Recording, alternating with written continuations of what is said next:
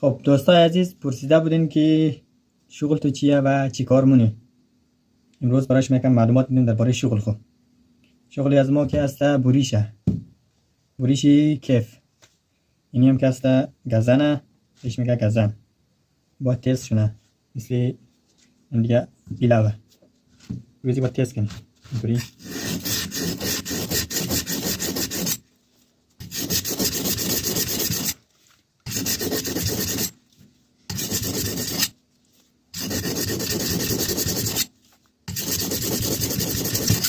خب این هم الان تست شد دیگه.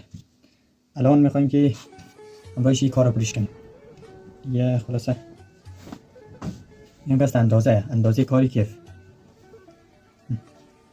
الان بریش کنیم که چی رقمی موشه.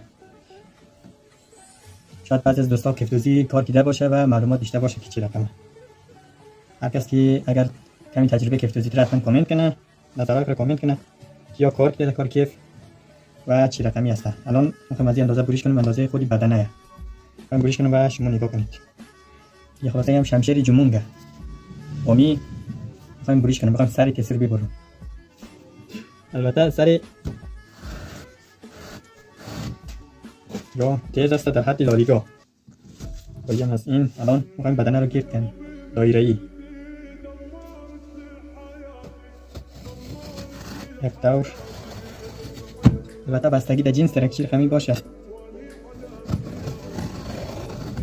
جنسای نازک داریم، جنسای پارتو داریم. نگاه نه از همین اندازه بودی بدنه اندازه خودم دی.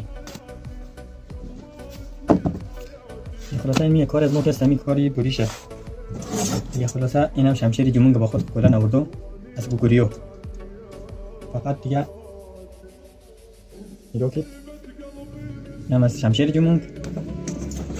یک دانه مستر یا 60 سانت هم هست. یکی هست دیگه تیز دیگه. فقط سرای مردمی هان را فقط ستن جدا مون.